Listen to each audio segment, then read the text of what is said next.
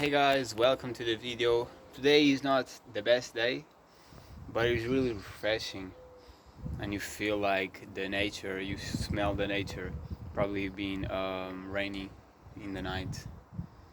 It's nice. Guys, I have made a discovery.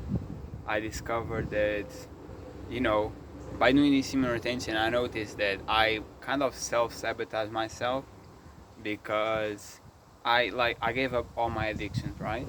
And the only addiction that I had truly was um, going back to masturbation. Um, Even the casual sex that I used to have, I cut it. And masturbation is something that I always went back. It's so difficult for me to overcome. And I started understanding that I self-sabotage myself. Why? Because I start thinking a lot of sexual um, thoughts, right? A lot of sexual thoughts on purpose. Like I really start thinking about it and getting excited about it, and then I end up thinking because I'm on that thought. The rest of the day, I'm more horny, I'm more lustful, and I started understanding that I self-sabotage. I have the choice to not think. Every time I choose to start thinking and indulging, especially with meditation that I do a lot, and getting closer to Christ, praying, reading the Bible, I'm way more aware. So I know that when I'm thinking, I can stop it. And a lot of times I don't. I just keep going. And I realized that that was the problem.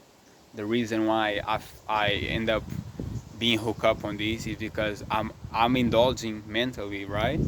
So what I did was I realized that and stopped it thinking about it. And when I consciously stop thinking about it, and every time my thoughts comes to that mind frame, I let it go. I realized that I have a deep void in me. Um, I realized that I have like a depression deep inside that I have for many years. I remember having this as a teenager, like young teenager. I think I had it when I was like a kid. I think I always had it, to be honest. Um, and curious enough, the first time I cut it these thoughts on purpose, especially when I was trying to sleep, I realized that it started coming a lot of like thoughts about breakups and heartbreaks, and I started realizing that I use the sexual thoughts as a armor to not deal with my deep traumas, my um, unhealed suffering that I have inside me, right? And by cutting off, I realized how many sorrow and even like a slight depression I have. It's not even slight, but I just feel a void and sad. I just feel sad when since I started. And yesterday I went. I don't play video games usually, but yesterday I went and installed a game that I used to play when I was 13, and I really like it. And I've been playing and been doing reviews. And I even thought the day was cool, but today I wake up so sad and dismotivated, and I didn't understand why. So part of me is I do think it is because of me cutting these sexual thoughts, and that's the answer for not being able to deal with human attention, not going back to that addiction. But at the same time, I kind of know that I'm falling deep into a big void, into a depressive atmosphere where I for some reason been running away all my life. Obvious, not for some reason, because I don't like to feel it. But now I'm gonna jump into it and deal with it and um, see what's happened, you know. Because when you cut all your addictions and what you find is a deep void that you have been feeling for years, and you mask down so you don't feel that, it means that it has to be dealt with, right? It has to be dealt with some way. I don't know how, but it has to be dealt some way. And one thing I realized is that girl who broke my heart in the past, I always kind of kept thinking about her, but just today, there was like it popped up her Insta, right? When I opened my feed on the internet, and I had searched for her in the past. I was always thinking, and it appeared her page, right? And I was like, usually I think like on clicking and showing and like getting my head, but this time I was like, why I would go to see this? I want to say the B word, bro, but I'm not gonna say it. But why am I gonna see this chick? She doesn't care about me. She used me. She played me, and damn, like she ain't worth nothing, as a person. So finally, for the first time, I felt like truly it was not hate. I had felt hate in the past. It was not hate. Was not love. Was literally like, this is a bum ass chick. And I truly feel like I have no interest in her. And that was an opening, because I never felt I would used to think that for the rest of my life I would be hooked up on this.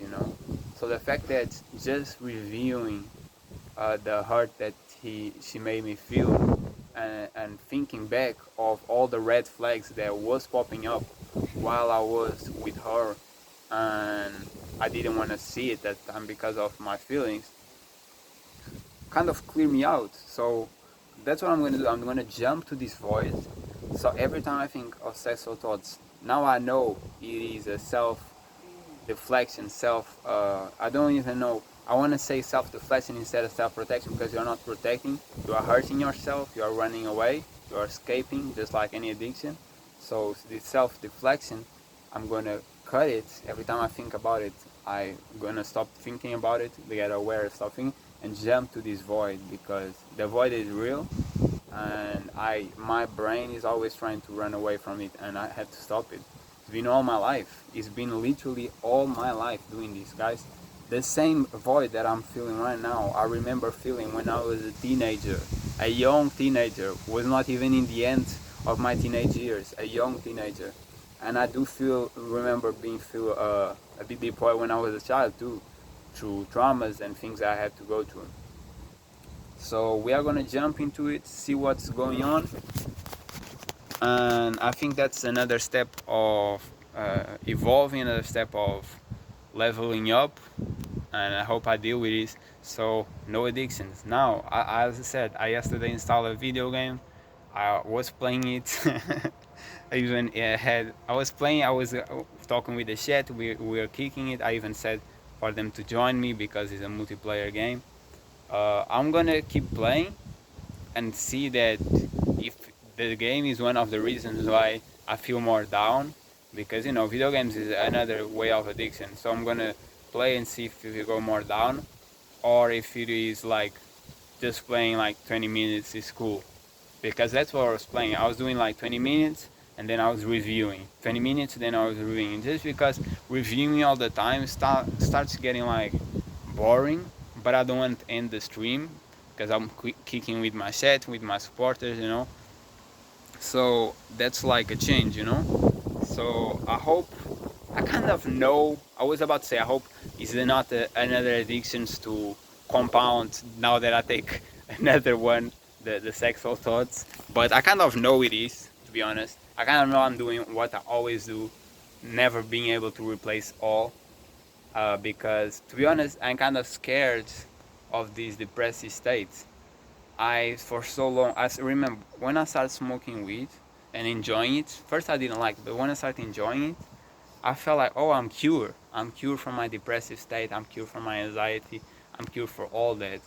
Then I did 3 years hook on it, like addicted to it, and started seeing how bad it was, right?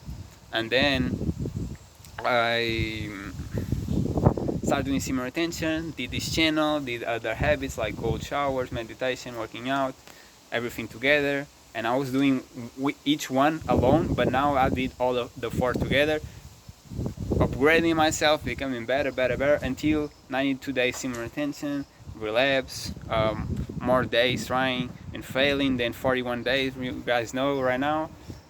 And then where we at? I'm way more masculine, I'm way more confident, I'm way more muscular, I'm way better, right? And I realize how weed is really bad. It makes you depressive, makes you anxiety, makes you go kind of crazy, and antisocial, don't want to socialize with people. It's just bad, killing you, burning your body, burning your lungs, making your skin look older, you look older on it. Just makes you don't want to eat properly, you just want to eat bad stuff, indulge in other habits. So I realized how bad it was, and I quit it the same way I quit it processed sugars, the same way I quit it fast food and alcohol. And yes, when it comes to alcohol and smoking, is highly rare. It's like so rare I do it. When it comes to eating processed sugars and fast food, I sometimes go eat fast foods, not in an addictive way, not like every day, but it might happen, you know, like 12 in 2 weeks I eat it once. And processed sugars, I might go to a restaurant, I ask for a dessert, and sometimes I fell short and buy chocolates or buy uh, ice cream, whatever. I fell short, I'm human, but it's not like a hookup addiction where it's like every day I'm doing it, you know. And yeah, like now that I know that I have to, I was coping by having sexual thoughts on purpose to not see, like, truly to not take that. Um, Now I would love to have a better English because I don't remember the word. It will be a great metaphor. It's like, oh, take the curtains to see, like, deep down I have a deep void. I have a depression in me about all my past, and I'm falling in it. Like, I'm falling in it, and I have to deal with it. I have to totally absorb and understand, to heal myself, understand every trauma to heal. I didn't go back there, you know. Imagine, and that's, I think a lot of guys do this, especially if you start masturbate. Guys and girls, don't get me wrong, this goes to both genders. If you start masturbating at as young age, as most of us did, if you start eating processed food, processed sugars, fast food as a cope mechanism, if you start having other addictions, music, video games, drugs, you know, alcohol, you probably is the same as me. But it's crazy because this is our generation of our whole life, and I can say for myself, my whole life, I've been like, I didn't look at the problems. I didn't look at how things really mess me up and create me deep scars, and I never went there. I just was like, and that's a really man thing to do, is like, I don't want to deal with it, so you just keep going and keep going. And yes, that's why I'm built like this. That's why I have this tough love a lot of times, and persistence to suffering and manliness, you know, that built me up for sure. But at the same time, it was not deal with. It was not deal with, and it's still there. Like, imagine, bro, you cut all your addictions, finally, thinking that you're gonna be hype up, you're gonna be the best, great feelings, and you look down, you look for what really is, and you see a deep void, like a deep void and depressive atmosphere, and you're falling for it. It's like, oh, I remember this. I felt this when I was young. I felt this when I was a teenager. I felt this when I was a child. So it's scary. It's scary, but it's something that has to be dealt with. I think it's the next stage. Fortunately, I think it's the next stage for the self-improvement, and that's where we're going, guys. And let's continue, man, because we have to grow and deal with the situations. This is something I had to do for real, but I wanted to share it to y'all. share y'all about this next stage coming, and I'm gonna deal with it. Yeah, guys, let's continue growing, continue getting to the highest that we can. Let's go.